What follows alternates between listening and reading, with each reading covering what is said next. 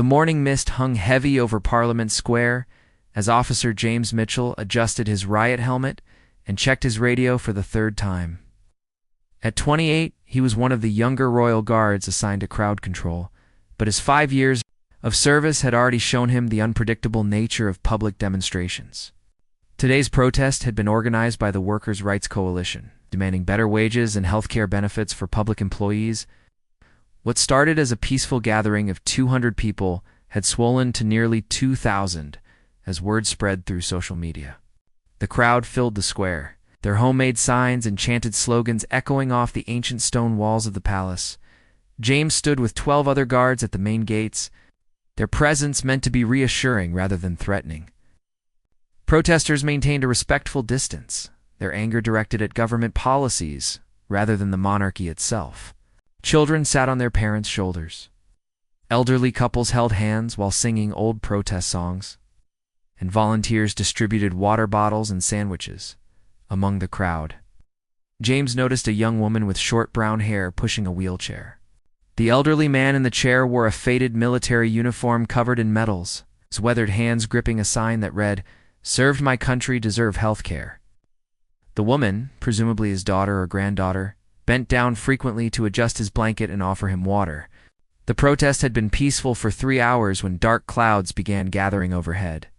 The weather forecast had predicted rain, but the sudden change in atmosphere seemed to mirror a shift in the crowd's mood. News had just broken that Parliament had rejected their petition without even reading it, dismissing their demands as unrealistic and economically unfeasible. James watched as disappointment rippled through the protesters like a wave. Shoulders slumped, voices grew quieter, and some people began packing up their signs. The festive atmosphere that had marked the morning demonstration was rapidly dissolving into frustration and despair. Then someone in the back of the crowd threw a glass bottle, shattered against the palace gates with a sharp crack that seemed to echo like thunder. Within seconds, the peaceful protest began transforming into something darker and more dangerous. More bottles followed, along with rocks picked up from the square's decorative gardens. James and his fellow guards moved into defensive positions, their training taking over as they formed a protective line. Their orders were clear: maintain the perimeter, protect the palace, and avoid escalation unless absolutely necessary. The crowd pressed forward, no longer organized or peaceful. Years of economic hardship and government indifference had reached a boiling point, and the rejected petition was simply the final straw. James could see the anger in their faces, but also the desperation of people who felt they had no other way to make their voices heard. "Hold the line," shouted Sergeant Williams, the senior officer. "Do not engage unless directly threatened." But James's attention was drawn back to the woman with the wheelchair. In the chaos, she had become separated from the main crowd and was struggling to navigate through the surging masses of people. The elderly veteran in the chair looked terrified as protesters pushed past them, his military medals catching the dim light filtering through the storm clouds. The woman was calling out for help, but her voice was lost in the noise of the crowd and the crack of glass against stone. James watched as she tried desperately to push the wheelchair toward safety. But the press of bodies around her made progress nearly impossible. A group of younger protesters, their faces covered with bandanas, had begun organizing a more aggressive push toward the gates. They carried makeshift shields made from trash can lids and were encouraging others to join them in storming the palace. The situation was rapidly spiraling beyond anyone's control. James felt his radio crackle with urgent messages from command. Riot police were being called in, water cannons were on standby, and arrest teams were forming up 3 blocks away. In 20 minutes, this peaceful protest would become a battleground, and innocent people would be caught in the middle. His eyes returned to the woman and the elderly veteran, a trap between the advancing aggressive protesters and the defensive line of guards. The wheelchair had gotten stuck on a broken piece of pavement, and the woman's face showed pure panic as she realized they couldn't move forward or backward. Without hesitation, James broke rank. He could hear Sergeant Williams shouting his name, could feel the eyes of his fellow guards watching in shock, but none of that mattered now. A vulnerable elderly man and his caregiver were in immediate danger, and his duty as a human being trumped his duty as a guard. "Sir, ma'am," James called out as he pushed through the crowd toward the wheelchair. Protesters parted in surprise, not expecting to see a royal guard moving toward them rather than defending against them. Some shouted angrily at him, but most seemed confused by his unexpected approach. When he reached the wheelchair, James immediately assessed the situation. The elderly man's name tag read Colonel Robert Harrison, retired, and his pale face showed signs of distress. His breathing was labored, and his hands shook as he gripped the wheelchair's armrests. "I'm Officer Mitchell," James said to the young woman, raising his voice to be heard over the chaos. "We need to get you both out of here immediately. Can you walk at all?" The woman, tears streaming down her face, shook her head. "He's my grandfather. He has lung problems from chemical exposure during his service. The crowd is too thick. I can't get him to safety." James looked around quickly. The aggressive protesters were still advancing toward the palace gates, while the main crowd was becoming increasingly agitated. The wheelchair was indeed stuck on broken pavement, and the press of bodies around them was growing dangerous. "What's your name?" James asked the woman while he examined the wheelchair's stuck wheel. "Emma Harrison," she replied. "Please, officer, he can't breathe well in crowds. He only came because he believed in peaceful protest. He fought for this country for 30 years. James knelt down and freed the wheelchair wheel with a sharp pull. As he stood up, he made a decision that would have seemed impossible an hour earlier. "Colonel Harrison," he said, addressing the elderly veteran directly. "Sir, I'm going to escort you and your granddaughter to safety, but I need your help keeping everyone calm." The old soldier looked up at James with surprised but grateful eyes. Despite his frail condition, his voice carried the authority of decades of military service. "Son, you're risking your career for strangers." "Why?" "'Cause it's the right thing to do, sir," James replied simply. Then to Emma, he said, "Stay close. To me, I'm going to clear a path to the medical station at the corner of the square." What happened next stunned everyone watching. Instead of using force to push through the crowd, James began talking to the protesters.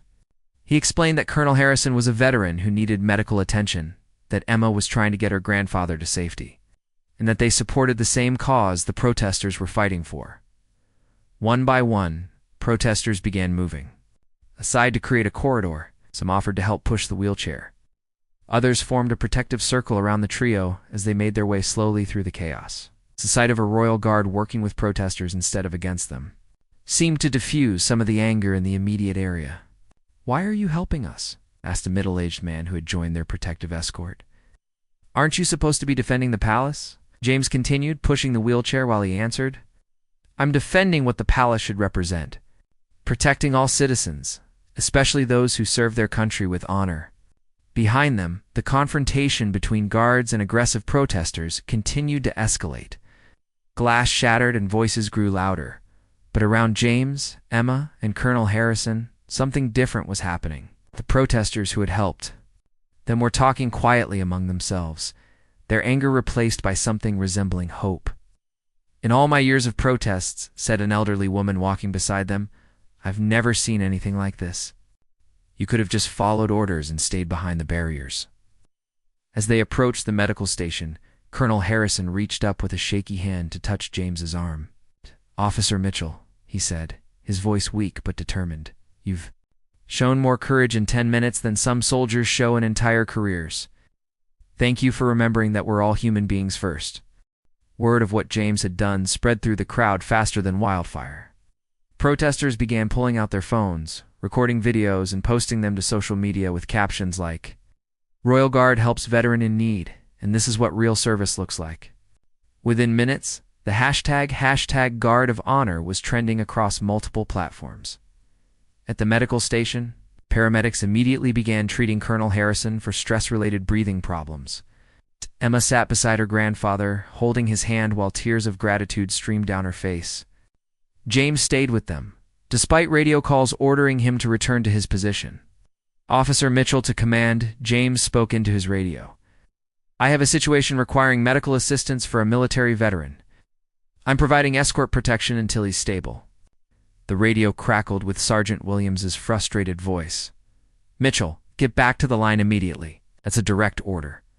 But before James could respond, something extraordinary began happening in the square. The violent confrontation at the palace gates was slowing down. Protesters who had been throwing bottles and rocks were stopping to look at their phones, watching videos of the royal guard helping Colonel Harrison. A young man with a bandana over his face approached the medical station cautiously. He had been one of the aggressive protesters just minutes earlier, but now his eyes were filled with confusion and something that looked like shame. "Is he okay?" the young man asked, nodding toward Colonel Harrison. "My grandfather was a veteran too. He died because he couldn't afford his medications." Emma looked up at the protester, seeing past his angry exterior to the pain underneath. "He's going to be fine, thanks to Officer Mitchell." "What was your grandfather's name?" "William Chen," the young man replied, pulling down his bandana. "He served in 3 different conflicts, came home with PTSD and lung problems.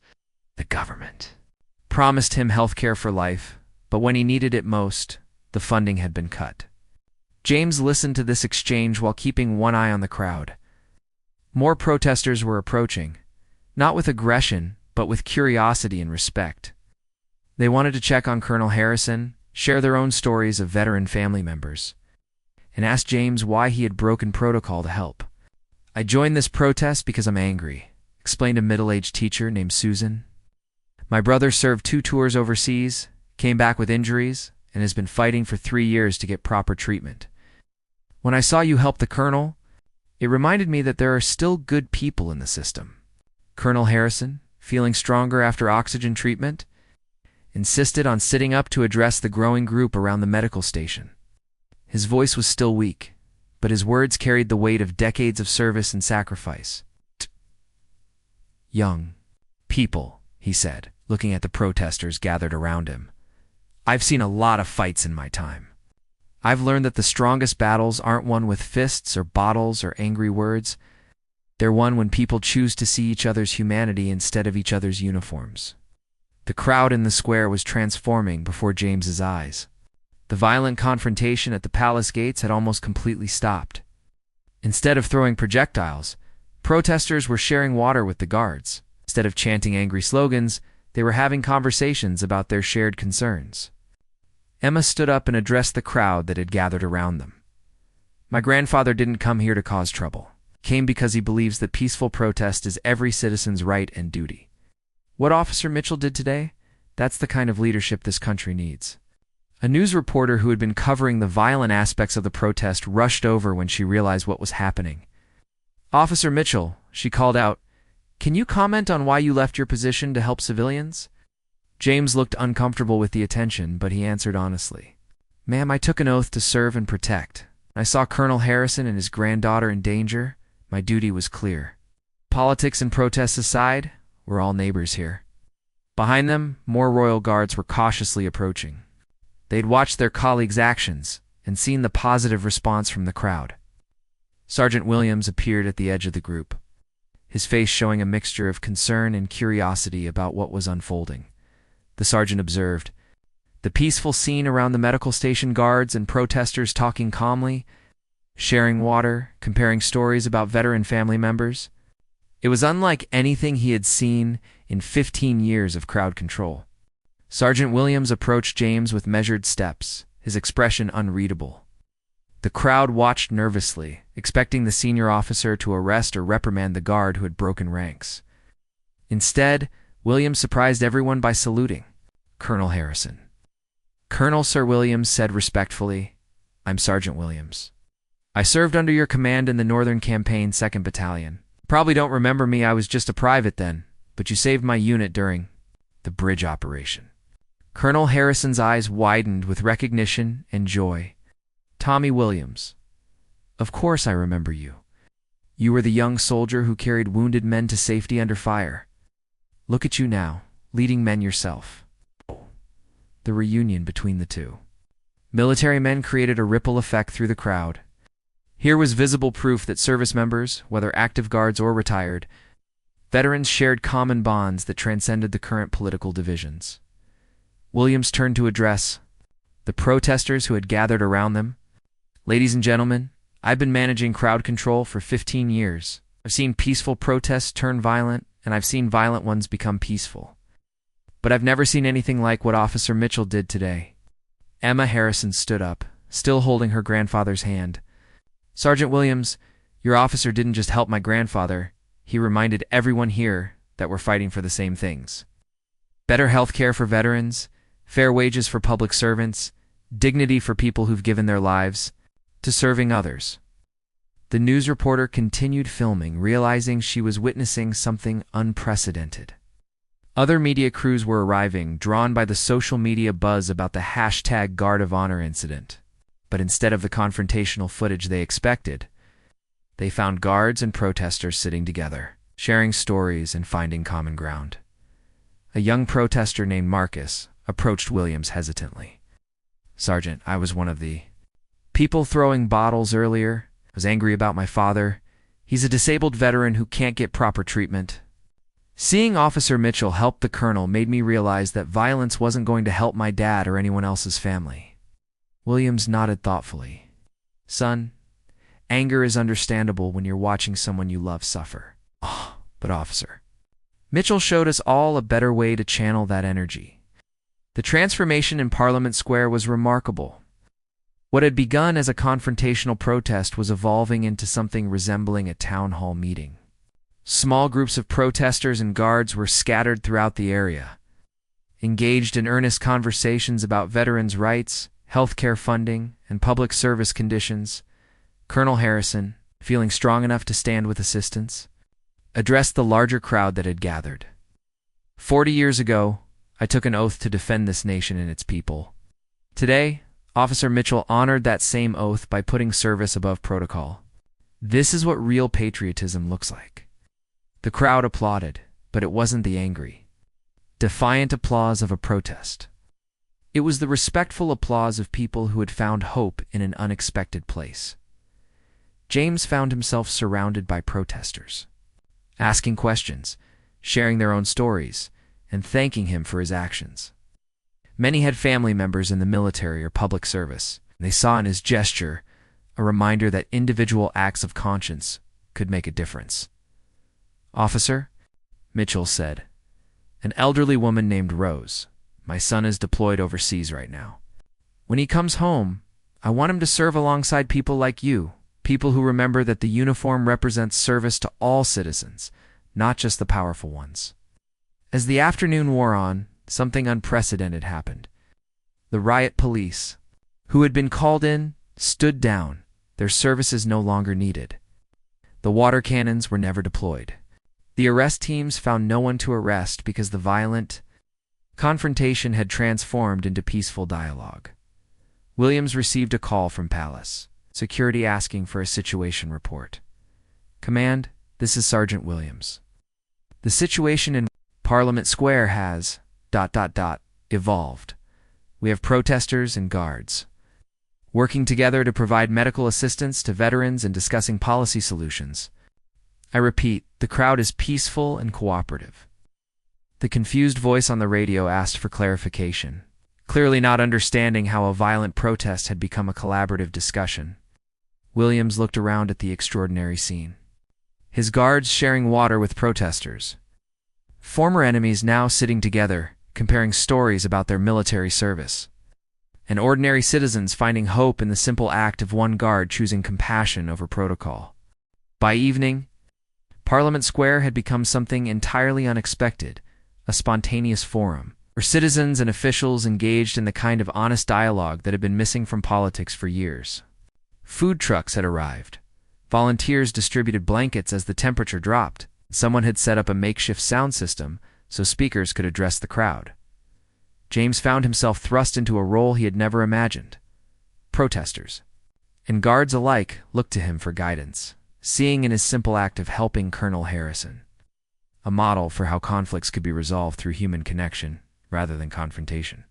"I never intended for any of this," James confided to Emma as they watched her grandfather speaking with a group of young veterans about their struggles with the healthcare system. "I just saw someone who needed help." Emma smiled, her eyes still bright with gratitude. "That's exactly why it worked. You didn't think about politics or protocols or consequences. You just saw a human being in need and responded with kindness. The transformation had reached the highest levels of government. The Prime Minister, initially briefed about a violent protest requiring police intervention, is now receiving reports about an unprecedented peaceful dialogue between citizens and security forces.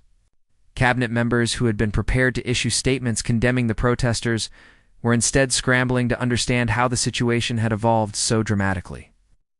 A government liaison officer arrived at the square, looking bewildered by the scene that greeted him. Instead of riot damage and arrests, he found orderly groups of citizens presenting well-reasoned proposals for healthcare reform, veteran support programs, and public service improvements. "This is highly irregular," the liaison muttered to Sergeant Williams. "Protests are supposed to be contained and dispersed, not turned into policy discussions." Williams, who had served in enough conflicts to recognize the difference between victory and defeat, responded with quiet confidence. "Sir, I've been managing crowds for 15 years. This isn't irregular. This is what democracy looks like. When people remember they're on the same side." Colonel Harrison, despite his earlier medical episode, had become one of the most effective speakers at the impromptu forum. His military bearing and obvious sincerity gave weight to his words as he described the challenges facing veterans and their families. "Friends," he addressed a crowd of several hundred people, "I've lived through wars and peace, prosperity and hardship. I've learned that real change doesn't come from anger or violence. It comes from people like Officer Mitchell who have the courage to do what's right, even when it's not easy." The national media coverage had shifted dramatically throughout the day. Morning reports about violent protesters clashing with royal guards had evolved into evening features about unprecedented cooperation between citizens and security forces. International news outlets were picking up the story, fascinated by the peaceful resolution of what had seemed destined to become a dangerous confrontation. James's phone buzzed constantly with interview requests, but he declined them all. He preferred to stay in the square, continuing to facilitate conversations between protesters and officials, helping to ensure that the day's momentum wouldn't be lost when everyone went home. A young journalist named Sarah finally convinced him to speak briefly on camera. "Officer Mitchell, people are calling you a hero. How do you respond to that?" "Not!" James looked uncomfortable with the label. "I'm not a hero.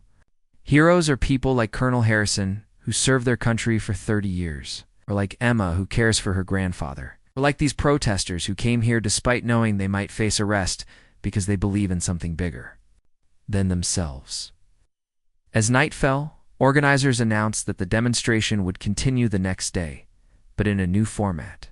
Instead of a protest, it would be a community solutions summit where citizens, officials, and experts would work together to develop practical proposals for addressing the issues that had brought people to the square. The announcement was met with enthusiastic approval from both protesters and guards. What had begun as an adversarial confrontation had evolved into collaborative problem-solving. No one wanted to lose the progress that had been made. Sergeant Williams approached James as the crowd began to thin. "Officer Mitchell," I've written.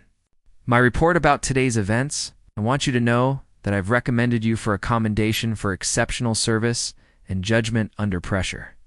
James looked surprised. "Sir, I broke protocol. I left my position without authorization."